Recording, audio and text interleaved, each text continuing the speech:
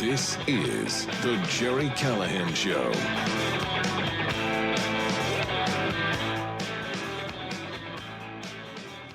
You know, when we look back, say 10, 15, 20, 25 years from now on the Trump era, on the last 10 years since the day he came down the escalator to today, it'll be marked by many things, many accomplishments. Hell, he's just getting warmed up in this second term. He's getting a lot of big things done. We will get to the draconian cuts in the budget that passed the Senate yesterday. It was a good day. That was a good thing. But you know what we're going to remember more than anything? It will be the depths that his enemies, his adversaries sank to, the duplicitous, nefarious, sinister measures they took, the attempts to jail him, to bankrupt him, to ruin him, the lies and the hoaxes. I would say the hoaxes were historic. I never had a lot of respect for the media or the Democrats, but even I didn't think they would go to these lengths, beginning, of course, with the Russia hoax, completely made up, which crippled him in his first term, just made up this notion that he was colluding with Russia. The whole Steele dossier was fiction. We know that now. The suckers and losers hoax, just made up by General John Kelly, who hated Trump. Drinking bleach, another hoax. He never said that. The Fine People hoax, of course, which Joe Biden claimed was the reason he decided to run for president, because he was so upset that Donald Trump would call neo-Nazis fine people. Again, just made up. They lied to you. It's what they've done over and over and over again. And hell, the laptop from hell could be the best example. Just lied to you, told you it was Russian disinformation. They rounded up 51 former intelligence officials to look you in the eye and lie to you and tell you it was Russian disinformation, and every single one of them knew that wasn't true. These people sacrificed what little credibility they have because they were so desperate to stop Trump, to hurt Trump, to derail Trump, and he powered through it. Hell, they shot him in the head. Attempted to kill him again, and he's still standing. Those things all have one thing in common. They were lies. They weren't true. Hoaxes, by definition, are not true, which brings us to Donald Trump yesterday in the most bizarre comments yet on the Jeffrey Epstein case, the Epstein scandal, the cover-up of the crimes committed on Epstein Island. You can say, and I understand why Trump is insisting, begging, pleading for us to move on, because he believes there are more important things, and there are. He believes that a lot of good things are happening in the country and with his administration, and there are. That is true. But you cannot tell us today, June 17th, that it is a hoax. It is not a hoax. It is not made up. It's not fiction. In fact, I have a feeling that the truth is much more disturbing than the rumors, than what little information we have. When we get it all out there, when we find out what really happened on that island, who was involved, it's going to be really, really bad. And he knows that. Pam Bondi knows that. Kash Patel knows that. And yet they're going to tell us to move on because it's a hoax. I couldn't believe what I was hearing from Trump yesterday. Again, you want to say, we're going to appoint a special prosecutor, but we have more important things to do. That's fine. That's what he should do. You can't tell us, if we are Republicans, if we are Trump supporters, and we want to know the truth, and we want accountability, we want justice for the hundreds of girls who were abused on that island or in this mansion in Palm Beach. You can't tell us we're being duped. You can't tell us it's another Democrat hoax and we're falling for it. This is not Russiagate. This is not the Fine People hoax. This is real, and I'm sorry, Donald, I'm sorry, but nobody is moving on. In fact, if you say that you don't care about Epstein, you want to move on, you sound like a fool. You sound like just a sheep, just a lemming going along with this because you want to protect Trump. I want to protect Trump. I want Trump to succeed. I love 99% of what he's done in his first 6 months in this term. But he can't tell me that I'm being duped. I wanted the truth about Epstein for probably more than a decade. I've been talking about this for years. I've read books on this. I've seen all the interviews on this. I have been demanding they name the names for a decade at least. It is not a hoax. I am not being duped. I don't care if it's a distraction. It's what we were promised. I mean, more if you think of it in general terms, when we were battling it out in the fall, hoping Trump would return to the White House, there was probably one issue above all others, including the border. The border was huge. The border was a big deal, and he's done a magnificent job. But in the abstract, we were hoping that the next Trump administration, Trump 2.0, would do one thing above all others, and that would be hold people accountable. What we witnessed over the last 5 years, of the last more than 10 years, is powerful people getting away with things. We've seen it we saw it with the FBI, the CIA, the DOJ, Merrick Garland, the intelligence agencies colluding with big tech to censor Americans, to ban Americans from speaking. We've seen them investigate the Catholic, they infiltrated Catholic churches. They arrested people in Trump's orbit. They put Peter Navarro and Steve Bannon in prison. They arrested people for praying outside abortion clinics and put them away. They put 1,500 people in jail for January 6th, which is nothing compared to the George Floyd riots of the same in that same year. So what we were frustrated with was the lack of accountability, the lack of justice. Nobody ever gets arrested. Nobody ever gets held accountable. Hell, we're watching that unfold before our eyes now. The autopen scandal, the cover-up of Biden's decline. And we're wondering, is anyone ever going to be held accountable? Well, we thought Trump was going to remedy that. He was the fix. He was the answer to that. We were going to get accountability at last. And here we are, 6 months in, and we're thinking, in February, when Pam Bondi said we were going to get the Epstein files and they were disgusting and sick and justice was coming, we were like, yes, finally and at last. If we have to wait a little longer, that's okay. But we're not moving on. We're not being duped. It is not a hoax. I was really surprised. In fact, I was shocked at this answer from Trump yesterday, telling us it's just another Democrat hoax. What? Check this out.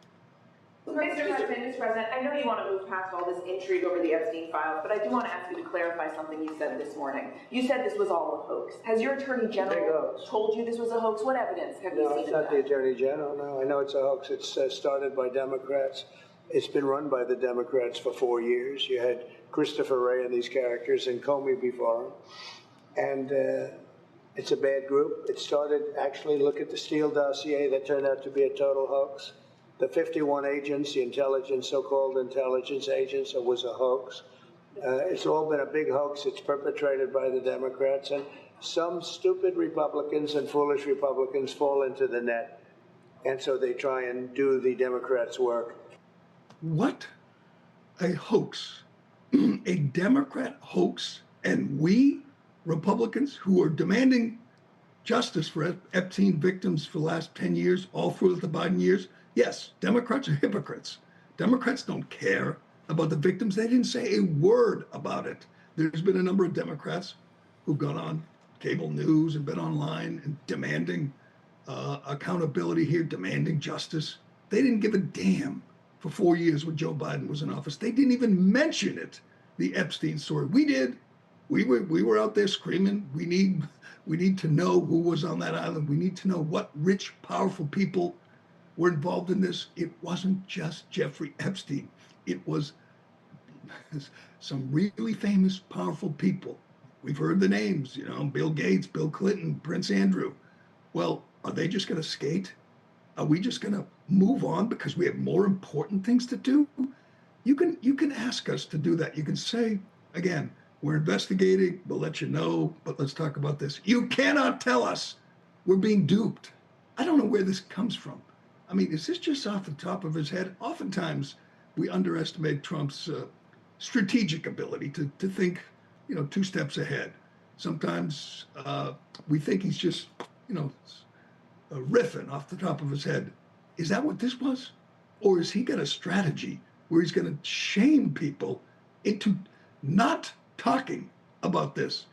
Again, I ask, we have hundreds of young girls who were victimized. There have been many of them who've spoken out. And we're supposed to tell them just, we're done here because it's another Democrat hoax? What? Christopher Wray is a piece of crap. Christopher Wray belongs in jail. Comey belongs in jail. These guys are liars. They're as corrupt as it comes. That doesn't mean we weren't right about what happened on Epstein Island. That doesn't mean we move on. Hell, they covered it up. Christopher Wray didn't do anything when he was FBI director. Neither did Comey. They're involved in the cover-up. They're not pushing, demanding accountability. They're covering it up. I don't understand this. I don't understand it, and I don't know why anybody would move on. Here's more from Trump yesterday. Instead of talking about the things we've achieved, we've had tremendous achievement. They're wasting their time with a guy who obviously had some very serious problems, who died 3-4 years ago. I'd rather talk about the success we have with the economy, the best we've ever had, and all of the things we've done, including in the Middle East. I mean, you see it. Instead, they want to talk about the Epstein hoax. And the sad part is it's people that are really doing the Democrats' work. They're stupid people. Oh, all right. I guess I'm a stupid person. You're a stupid person, Smitty. I don't know anybody who isn't frustrated by this, outraged, infuriated, that if indeed people move on, then the men who abused girls get away with it. They skate. They're not held accountable. If I insist that we get the names, that we get justice, then I'm a stupid person. I'm a fool. I'm a dupe. I'm being used by Democrats. I don't understand this. Again, my only theory that makes any sense is that there are such powerful forces out there that even Trump has been affected, influenced, convinced to not pursue this. That there are people out there like, I don't know, billionaires and world leaders, and if they get named, it'll affect global markets. It'll affect our relationship with other countries. There are such dark, powerful forces that even Trump, even Patel and Bondi and Bongino were forced to get in line and participate in the cover-up. Is there any other theory that makes sense? Any other reason that the Trump administration is not going to hold these monsters, these creeps accountable? I can't come up with one. I find the whole thing really kind of sickening, to be honest with you. Again, we want people held accountable for everything. We want those 51 intelligence agencies. We want the Russian hoaxers. We want the autopen people. We want the Anthony Bernal character. We want Jill Biden, Hunter Biden. We want everybody held accountable, including whoever was on that island. This is just wrong. It is just wrong, and it's disappointing. But I think he can go a number of ways here. He can continue to push this nonsense about a hoax, or he can appoint a special prosecutor. It will buy him time, and maybe that guy, whoever it is, will be part of the cover-up. Maybe the cover-up will continue. Maybe these girls will never get justice. But we're not shutting up. This is one reason we voted for you, Donald, to expose people, to hold people accountable. You can't tell us we're just moving on, even though we're moving on. I can tell I'm a little frustrated by this answer from Trump, this tact, this strategy is just crazy. I mean, you're going to tell everybody out there, which includes like every MAGA influencer, just about every, Charlie Kirk and Megyn Kelly, you name it. They're not moving on. Are they all dupes? Are they all being used by Democrats? It's just bizarre strategy. Maybe it'll all make sense someday. Maybe I'll look back and say, oh, that's what Trump was doing. But right now, telling me I'm stupid, I'm a fool, I'm being used. Why? I've been saying the same thing for a decade. that we need the names, that these men need to be held accountable. If it affects world markets, I really don't care. I want justice. I want people punished for once. I want accountability. I want people held accountable, and it's just not happening. But apparently, it is not hurting Trump. If you haven't seen the latest, this is incredible. We pointed out, daily basis. Democrats are on the wrong side of every issue. They're on the 20 or the 10 side of every 80-20, 90-10 issue. They're doubling down. They're going to elect a communist in New York City. There are congressmen, Eric Swalwell and others, who are fighting to dox ICE agents. The country right now is really happy with the immigration policy of the Trump administration. We love to see illegal aliens, particularly dangerous criminals, rounded up and deported the hell out of here. It is a winning issue. It has always been a winning issue. Hell, that's the main reason Trump was elected the first time, to build a wall and stop the invasion. And certainly the second time, people were sick of the treasonous, traitorous policy of the Biden administration. So they really appreciate what ICE is doing. These guys are heroes. What Democrats want to do is dox them. They want them hurt. They literally want them hurt. They are shooting at them, and it's not enough. Assaults on ICE agents are up 830%. Not enough for Swalwell and the rest of the scumbags in the Democrat Party who literally want to hurt these heroic agents who are cleaning up our cities. They are on the wrong side of that issue. They're wrong side of every issue. And it's showing in the polls. This poll is amazing. Quinnipiac poll. Democrats' approval rating has now sunk to 19%. 19% approve, 72% disapprove. Do you think they might have a messaging problem here? Do you think their strategy is not working with the American people? They're looking at these lunatics and say, wait a second, you're all getting behind a communist to run New York City? You're all fighting daily to keep MS-13 gang members, fentanyl dealers in our community?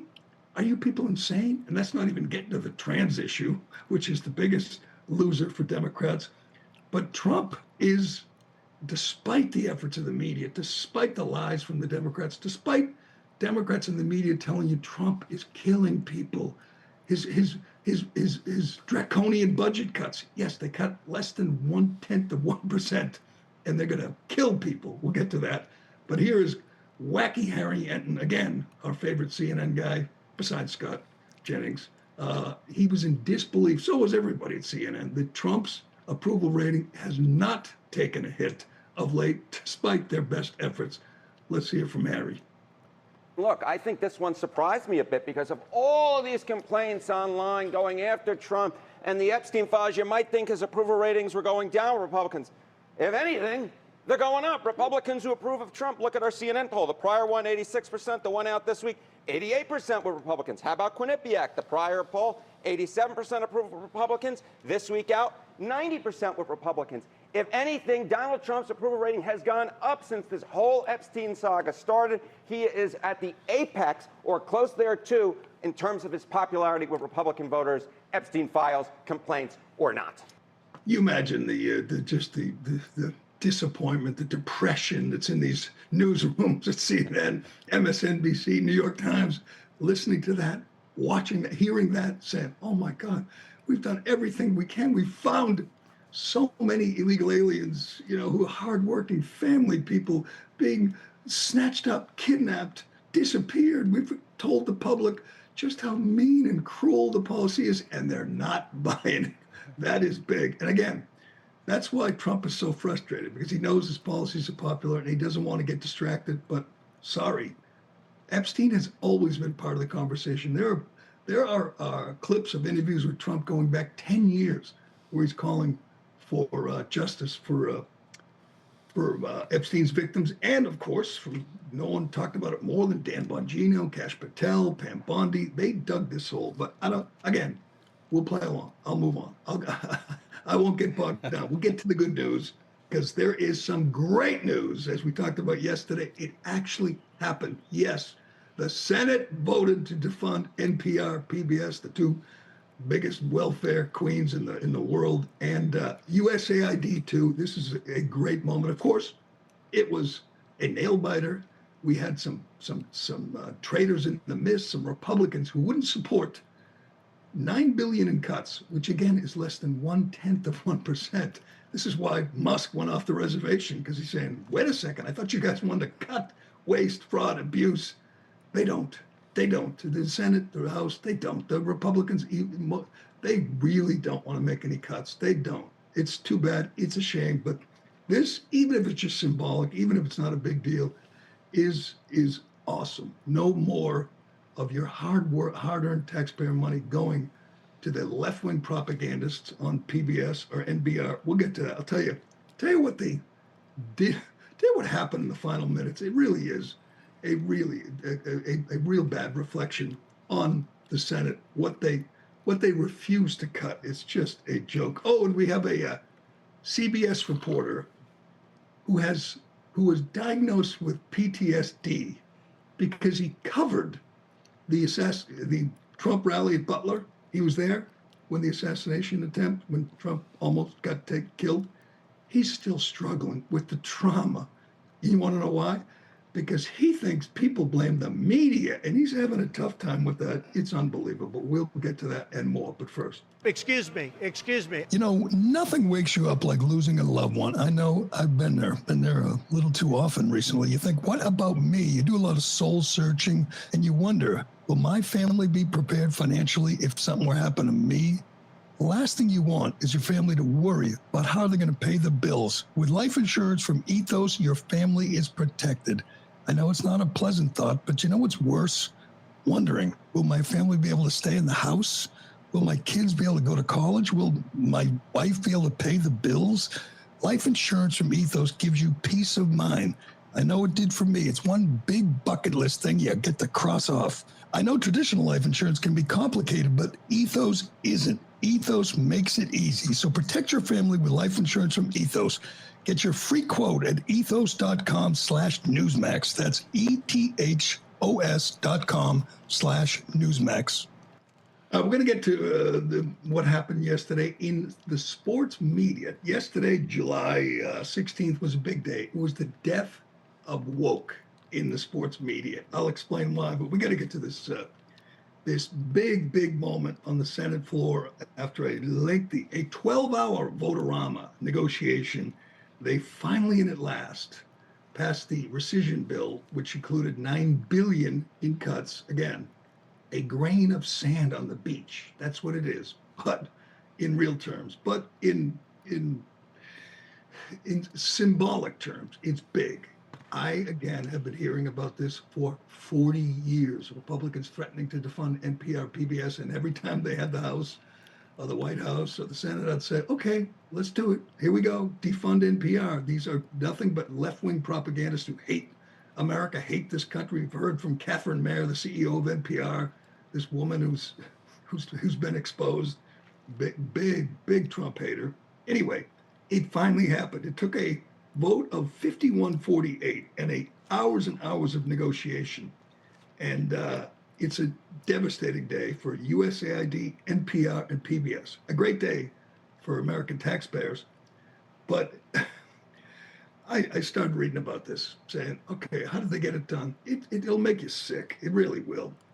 First of all, two Republicans in name only, Susan Collins and Lisa Murkowski, these two repulsive hacks who just won't support any cuts. They're just like Democrats. Democrats don't support any cuts. They don't care that we're $37 trillion in debt. It doesn't matter to them. It's all about saving their asses and placating, the activist class and making sure that, George Stephanopoulos or Margaret Brennan doesn't hate them. They get to go to the cocktail parties and stay in with the in crowd. They're viewed as, noble rebels because they vote against everything that Republican voters support, that the electorate supports. They don't care. And they didn't get Collins, they didn't get Murkowski. I don't understand why Republicans just don't kick them off every committee, give them an office in the basement that's moldy. Take some real steps to get these people in line. Democrats do that. Why can't Republicans? Why can't they banish Susan Collins and Lisa Murkowski, who won't support 1/10 of 1%, a cut of 1/10 of 1%, who won't support cutting NPR and PBS? So what you got after this were nothing but lies. It's all they do is lie. People will die. That's what Chuck Schumer said. Because you cut NPR and PBS, people will die. They won't get early warnings for hurricanes or tornadoes because there's nowhere else to get warnings about how. And besides, NPR and PBS, they're not going away. They're going to sell ads. They're going to get donations. But this is the new Democrat tact, and they are the boy that cried wolf. They go to the House floor, the Senate floor, and they say, people will die. What's this clown's name? We got a Democrat, a House member, I want to get his name straight because it's just laughable, who said, oh, here he is, Jeff Merkley, Democrat senator. He estimates that Trump's these cuts, these Doge cuts, again, NPR, PBS, and USAID, 14 million people will die. That's the number he came up with. 14 million people because of kids or people in South Sudan will die of AIDS. I got a question. I'll ask again. Is that our job? Is that what American taxpayers are responsible for making sure people in South Sudan don't get AIDS? That's the responsibility of some hardworking family in Middle America or in New England or wherever. So you're paying your taxes, and it's your job to make sure people with HIV in Sudan get whatever the proper treatment. What about the other 195 countries? Is it their job too, or is it just ours? It's just the job of American taxpayers to obviously we got to pay for drag shows in Ecuador and condoms in Gaza, but we have to make sure people in Sudan don't get HIV. And if they do and they die, that's Trump's fault. That's Trump supporters. That's our fault. It's just the whole idea that we have to pay for everything everywhere. And if we don't, people will die. Well, I mean, we're 37 trillion in debt. We got lots of problems in our country, but we also have to make sure people like the gay guys in Sudan get condoms or get whatever HIV drugs.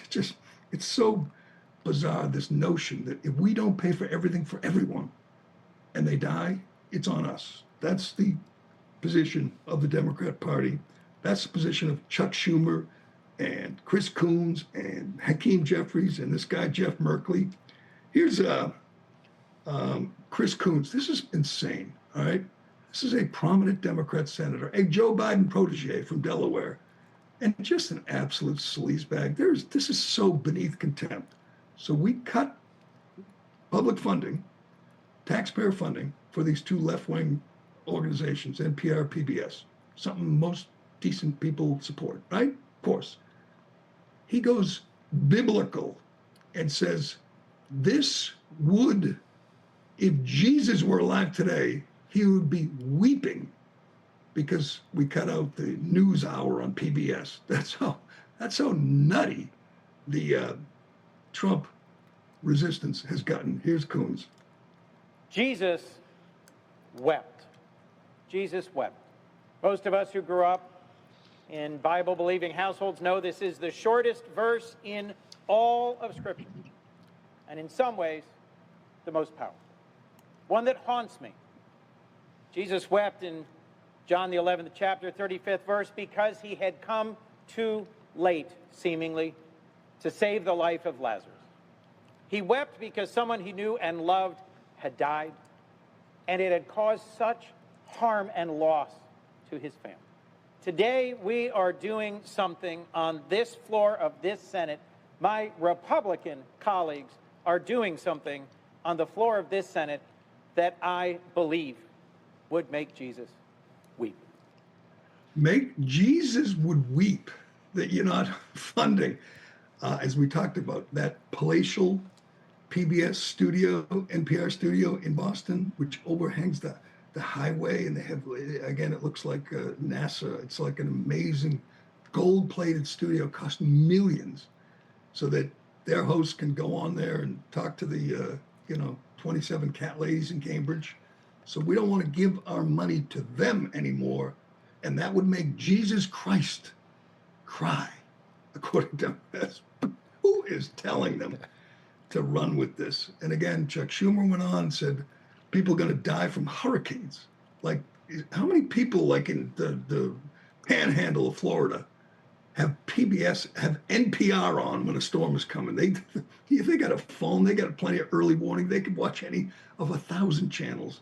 But we cut them off the public memory, and people are gonna die. But I'm obviously thrilled with this. This is great news. This is wonderful news. But here's what it took to get it done. This is just disgusting. Republican senator from South Dakota named Mike Rounds. He was a holdout. You know how they got him to get on board? Check this out. Rounds announced Tuesday he secured an agreement with the White House to move $9.4 million from an account within the Interior Department to at least 24 Native American radio stations in multiple states. So we defund NPR and PBS, but we had to fund 24 Native American radio stations to get a Republican senator to agree to this minuscule cut. These people are such sleazebags. And Republican leaders also agreed to keep funding for the president's Emergency Plan for AIDS Release, or PEPFAR, by removing that rescission from the bill. PEPFAR is a global health program to combat HIV and AIDS. So Republicans wouldn't get on board until we continue to fund HIV programs in Sudan and Native American radio stations in South Dakota. Here's why I'm never going to give up on Musk, because Musk was right. These people are just disgusting. They are just so corrupt. They don't really want to cut a damn thing. They don't care about the deficit. They don't care about the debt.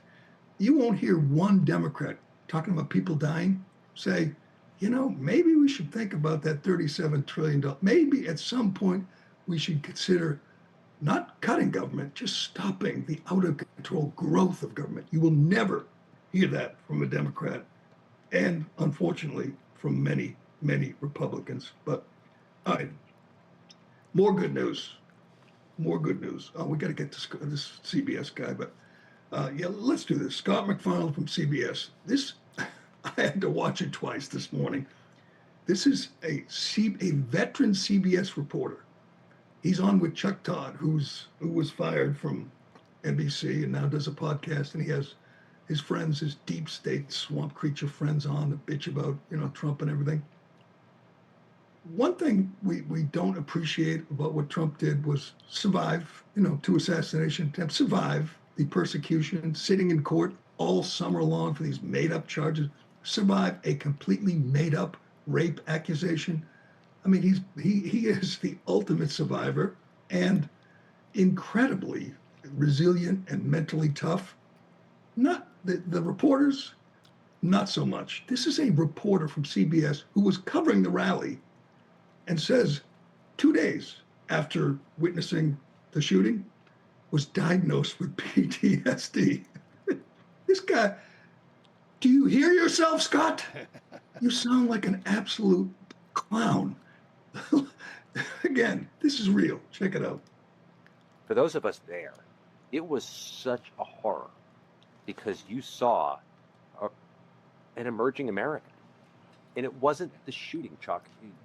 I got diagnosed with PTSD within 48 hours. I got put on trauma leave. Not because I think of the shooting, but because you saw it in the eyes, the reaction of the people. They were coming for us. If he didn't jump up with his fist, they were going to come kill us. I know.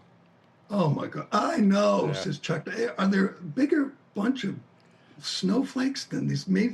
He was diagnosed within 48 hours, which means he went to like a shrink. He was in Indiana. He was in Pennsylvania, in Butler.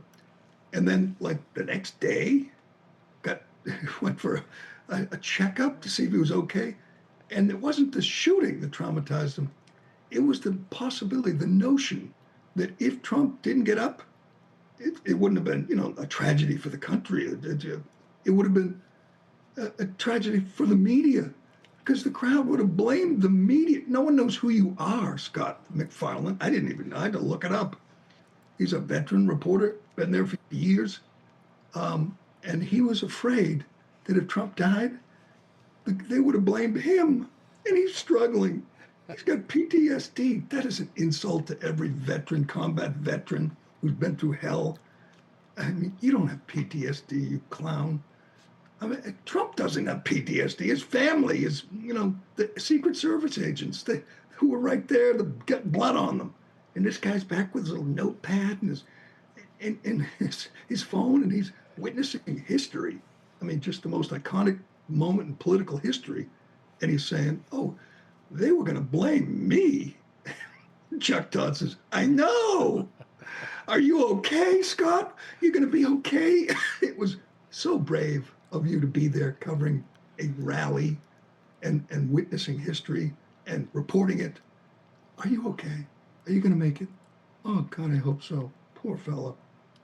All right, let's get to the unfolding autopen scandal. This thing is just getting bigger. I'm not sure who is going to get immunity of the 9 or 10 people who were running the country when Joe Biden was in the throes of dementia, when Joe Biden was in bed, when they were granting 8,000 pardons and commutations to hardened criminals, murderers, just the worst people in the world. They were pardoning them while Joe Biden was out of it. But so far we had the doctor, that little weird, that little elf with the bad haircut. And now we have Anthony Bernal, better known as Jill Biden's work husband.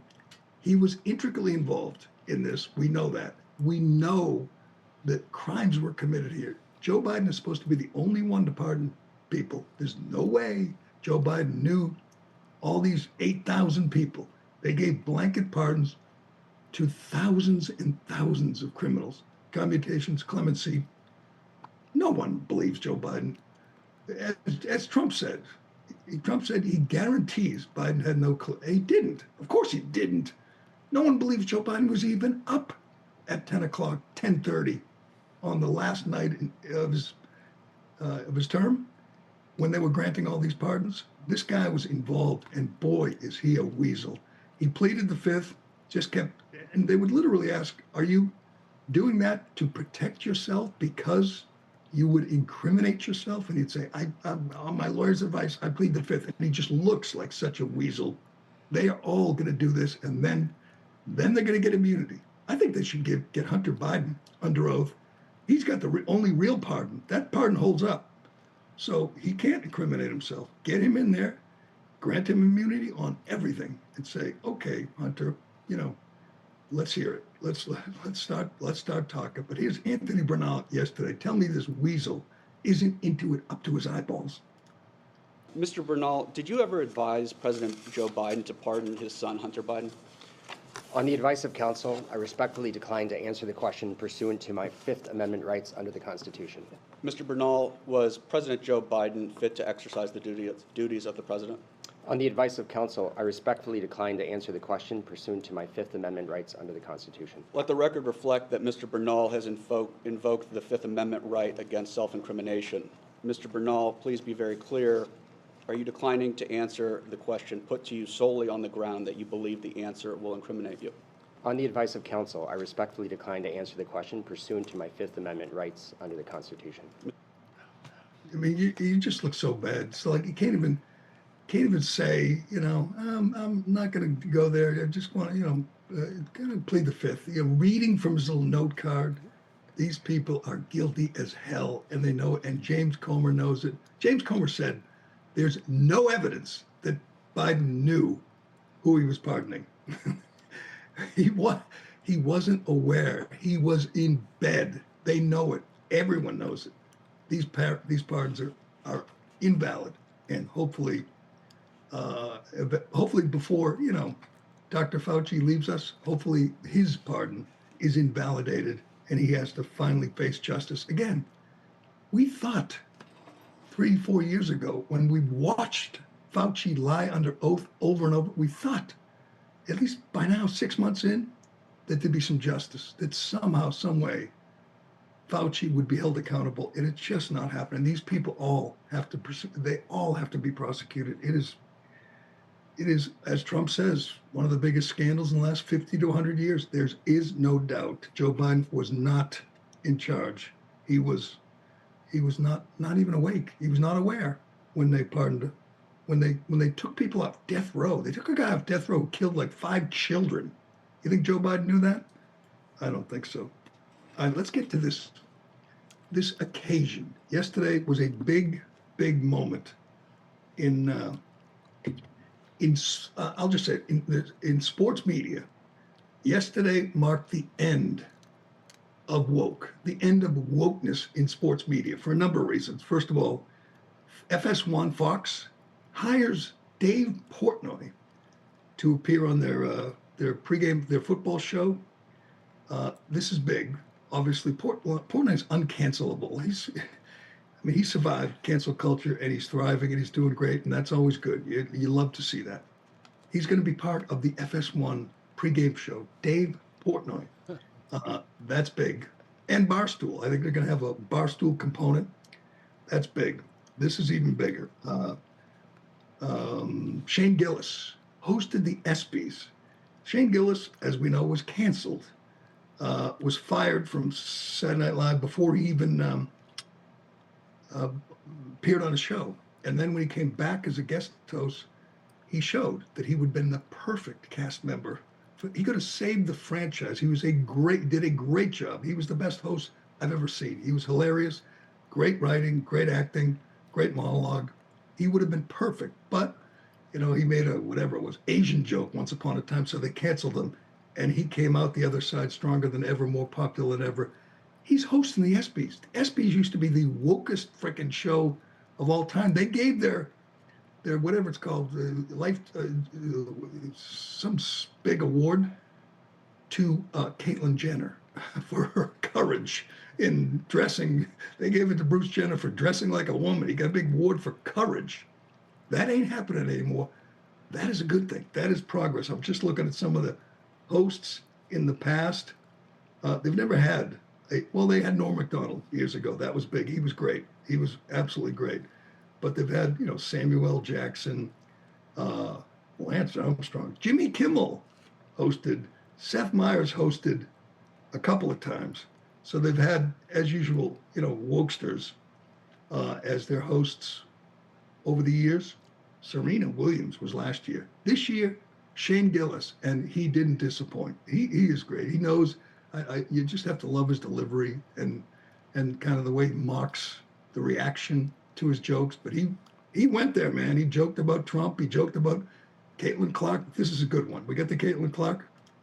Go ahead. When Caitlin Clark retires from the WNBA, she's going to work at a Waffle House so she can continue doing what she loves most, fist fighting black women. Muted the laughter and applause, which is the best kind. He made people uncomfortable. Shane Gillis should host the Oscars too. He shows everything. He's great at this. Yeah, we got more. Here he is joking about Trump and about Epstein. Donald Trump wants to stage a UFC fight on the White House lawn. The last time he staged a fight in D.C., Mike Pence almost died. All right. You don't have to do that. It was fine. I didn't write it. Actually, there was supposed to be an Epstein joke here, but as it got deleted. Must have probably deleted itself, right? Probably never existed, actually. Let's move on as a country and ignore that. Good, subtle. That's a little jab at Trump. But I love to see this. And guys who who survived cancel culture. That's why I root for Morgan Wallen, even though I'm not the biggest fan. He's huge now. He survived. They tried to cancel Gillis, and he survived. This is how you know that cancel culture, that wokeness is dead. Literally, they hired a guy who was canceled by NBC. He's now hosting. He hosted the show that canceled him. Now he's hosting the ESPYs, and I hope they bring him back. But an interesting story yesterday about how far we've come. This is remarkable. You remember Sam Ponder? She was a ESPN personality. I didn't even remember this, to be honest with you. She went on with Sage Steele on Sage Steele's show, another person who was canceled because she wouldn't, totally bizarre Sage Steele story. We've talked about it before. Like, she wouldn't call herself black. She said she's proud of her, her black father, her white mother. She's mixed race, and she's fine with that. But she criticized Barack Obama for always talking about how he's a proud black man. And she's like, well, he's half white. His mother was white. His father was black. He abandoned him. The mother raised him. The grandparents raised him. And yet he will talk like he's a proud black man. And she criticized that. They got rid of her, even though she was great at the job. And they got rid of Sam Ponder. And I wasn't quite sure. I didn't remember why. She explains this. This is amazing.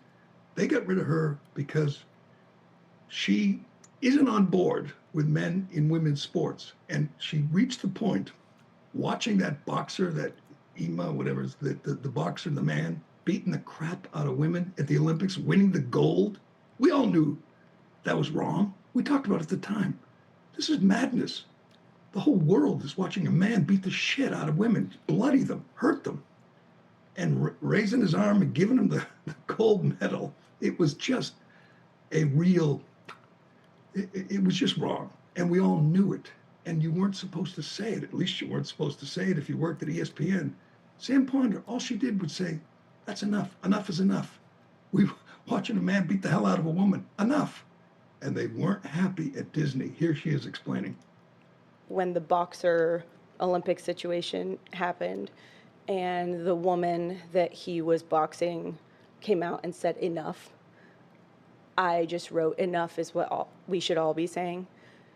And on Twitter. On Twitter. And I knew when I sent that, like, this isn't going to go over well.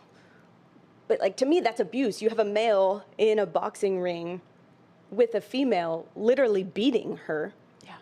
And we're just supposed to, like, yay, in the name of inclusion. Like, no, what about her? What about her? What about them? There was 4 or 5 women who got, one of the women gave up. She said she's never been hit so hard by this man who has since, we've learned, is a man. And they haven't taken his gold away, but they said they're going to, he's not going to be able to show up at the next Olympics and just start beating the hell out of women again. Obviously, that was insane. Everybody, every reasonable, rational person knew it was insane. This woman, who has been at ESPN for years, said, enough. That's it.